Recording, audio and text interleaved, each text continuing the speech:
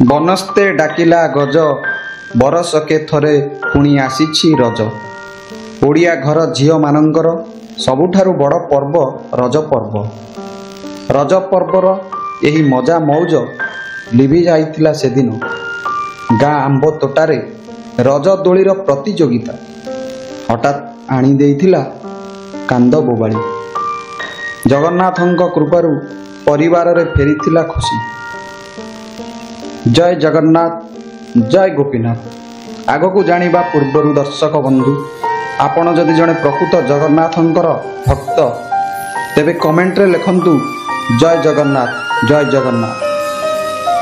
ରଜ ପର୍ବ ଉପଲକ୍ଷେ ଆପଣମାନଙ୍କୁ ଅନେକ ଶୁଭେଚ୍ଛା, ଅଭିନନ୍ଦନ ଓ ଶୁଭକାମନା। ସବସ୍କ୍ରାଇବ୍ କରିବା ବେଳେ ବେଲ୍ ଆଇକନ୍ଟିକୁ ନିଶ୍ଚିନ୍ତ ଦବାଇ ଦିଅନ୍ତୁ। ଆଜି ପହିଲି ରଜ। ଗାଁ ଆମ୍ବ ତୋଟାରେ ଚାଲିଛି ଦୋଳି ପ୍ରତିଯୋଗିତା। ଚାରିଛକ ପାଟଣା ଗାଁର କୁମାରୀ ଝିଅମାନେ ଦୋଳି ଖେଳିବାରେ ବ୍ୟସ୍ତ। ରଜପାନ ସାଙ୍ଗକୁ ନୂଆ ନୂଆ ରଙ୍ଗ ବେରଙ୍ଗ ଡ୍ରେସ୍ରେ ସଜେଇ ହୋଇଛନ୍ତି ଝିଅମାନେ। ଏଥିରୁ ବାଦ୍ ପଡ଼ିନାହାନ୍ତି ପୁଅ। ପାଟଣା ଗାଁର ପୁଅମାନେ ଝିଅମାନଙ୍କର ଏହି ପର୍ବ ରଜ ପର୍ବରେ ରଜପାନ ସାଙ୍ଗକୁ ଚକୋଲେଟ୍ ଆଣି ବାଣ୍ଟିଥାନ୍ତି ଗାଁର ଝିଅମାନଙ୍କୁ। ଚାରିଛକର ପାଟଣା ଗାଁ ଆଜି ପଡ଼ୁଥାଏ ଉଠୁଥାଏ। ଖୁସିରେ ଝଲସୁଥିବା ସେହି ଗାଁ ଦୁଃଖରେ ଭାଙ୍ଗି ପଡ଼ିବ ସେ କଥା କେହି ଜାଣିନଥିଲେ।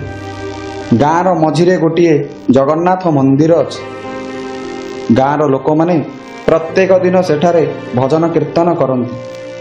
ରଜ 3 ଦିନ ମହାପ୍ରଭୁଙ୍କ ପ୍ରାଙ୍ଗଣରେ ରାତ୍ରିରେ ପ୍ରବଚନ ଆୟୋଜନ କରାଯାଇଥାଏ। 3 ଦିନ ବ୍ୟାପୀ ଏହିଠାରେ ରାତ୍ରି 8ଟାରୁ 11:30 ପର୍ଯ୍ୟନ୍ତ ପ୍ରବଚନ ହୋଇଥାଏ। ତେଣୁ ଏହି ଗାଁର ଲୋକମାନେ ଜଗନ୍ନାଥ ପ୍ରେମୀ ଅଟନ୍ତି। ଆଜି ସେହି ଗାଁକୁ ଏକ ବିପଦ ଆସିଛି। ଆମ୍ବ ତୋଟାରେ ମୁରବୀଙ୍କ ଉପସ୍ଥିତିରେ ଦୋଳି ପ୍ରତିଯୋଗିତା ଚାଲିଥାଏ। 5 ଗୋଟି ଦଳ ଖେଳି ସାରିଥିବା ବେଳେ ଶେଷକୁ 3ଟି ଦଳ ଖେଳିବାର ଥିଲା। ଗୋଟିଏ ଦଳ ଅତି ଜୋର ଲଗାଇ ଦୋଳିକୁ ଝୁଲାଇଥିଲେ, ଯାହା ଫଳରେ ହଠାତ୍ ଦୋଳିଟି ଛିଡ଼ି ପଡ଼ିଥିଲା। ବାଉଁଶ ଦୋଳି ଛିଡ଼ି ପଡ଼ିବା ଦ୍ୱାରା ଦୋଳିରେ ଥିବା ପିଲାମାନେ ସବୁ ଗଳି ପଡ଼ିଥିଲେ ଦୋଳିରୁ। ଆଉ ତାପରେ କାହାର ମୁଣ୍ଡ ଫାଟିଥିଲା ତ କାହାର ଗୋଡ଼ ଭାଙ୍ଗିଥିଲା। ସାଙ୍ଗେ ସାଙ୍ଗେ ସେଠାରେ ଆମ୍ବୁଲାନ୍ସ ଆସି ପହଞ୍ଚିଥିଲା। ପିଲାମାନଙ୍କ ପରିବାର ଲୋକମାନେ କାନ୍ଦିବାକୁ ଲାଗିଲେ। ଗାଁରେ ପଡ଼ିଗଲା ଦୁଃଖର ସାୟା। ଗାଁ ଜଗନ୍ନାଥ ମନ୍ଦିରରେ ଗାଁର ସମସ୍ତ ଲୋକ ଏକାଠି ହୋଇ ପ୍ରଭୁ ଜଗନ୍ନାଥଙ୍କୁ ଡାକିଲେ। ସମସ୍ତେ ଗୋଟିଏ ଗୋଟିଏ ଦୀପ ଲଗାଇ ପିଲାମାନଙ୍କର ମଙ୍ଗଳ ପାଇଁ ଜଗନ୍ନାଥଙ୍କ ନିକଟରେ ପ୍ରାର୍ଥନା କଲେ।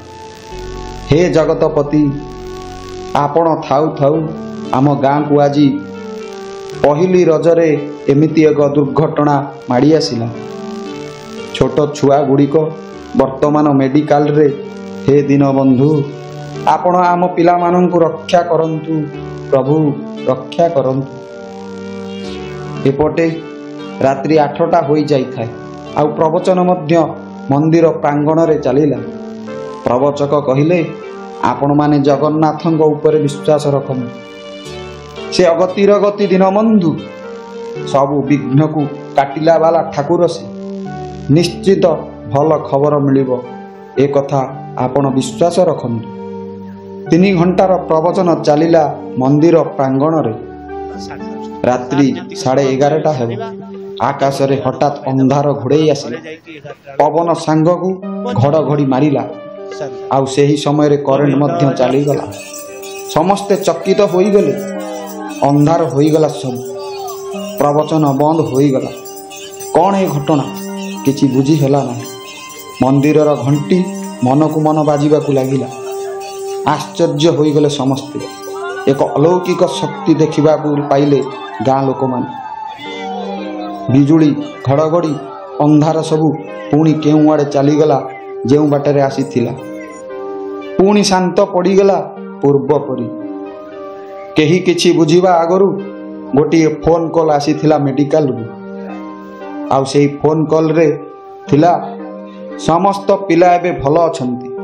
କାଲି ସକାଳେ ସେମାନେ ଘରକୁ ଫେରିଯିବେ। ସେମାନଙ୍କର କ୍ଷତ ଏତେ ଗୁରୁତ୍ୱ ନୁହେଁ। ବର୍ତ୍ତମାନ ସେମାନେ ସମସ୍ତେ ସୁସ୍ଥ ଅଛନ୍ତି। ବିପଦ ଟଳିଯାଇଛି। ଗ୍ରାମର ସମସ୍ତ ଲୋକମାନଙ୍କ ମନରେ ଆନନ୍ଦର ଲହରୀ ଖେଳି ଯାଇଥିଲା। ସମସ୍ତେ ନିଜ ନିଜକୁ କୁଣ୍ଢାଇ ପକାଇଲେ। ଆଖିର ଅଶ୍ରୁ ଉଭାଇଗଲା। ମନ ଭିତରେ ଆନନ୍ଦ ଆସିଗଲା। ତେଣୁ ମହାପ୍ରଭୁ ଜଗନ୍ନାଥଙ୍କ ପ୍ରାଙ୍ଗଣରେ ସମସ୍ତ ଗ୍ରାମବାସୀମାନେ ଆନନ୍ଦରେ ଶୀତ କମଳାକୁଚ ମଣ୍ଡନ ହେ ଧୃତ ଖଣ୍ଡନ ହେ ଗୀତ ବୋଲି ଆନନ୍ଦରେ ନାଚିବାକୁ ଲାଗିଲେ। ଆଉ ମହାପ୍ରଭୁ ଜଗନ୍ନାଥଙ୍କ ଦୟାରୁ ପାଟଣା ଗ୍ରାମରେ ଏହି ବିପଦ ଟଳିଗଲା।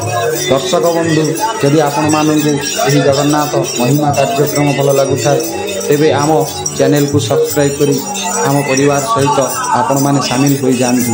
ଦର୍ଶକ ବନ୍ଧୁ, ଗୋଟିଏ କଥା ମନେ ରଖନ୍ତୁ, ଆପଣମାନେ ସବସ୍କ୍ରାଇବ୍ କଲାବେଳେ ବେଲ୍ ଆଇକନ୍ଟିକୁ ବା ଘଣ୍ଟିଟିକୁ ନିଶ୍ଚିନ୍ତ ଦବାନ୍ତୁ, ଯାହାଫଳରେ ଆମର ପ୍ରତ୍ୟେକ ଭିଡ଼ିଓ ସାଙ୍ଗେ ସାଙ୍ଗେ ଆପଣଙ୍କ ନିକଟରେ ପହଞ୍ଚି ପାରିବ।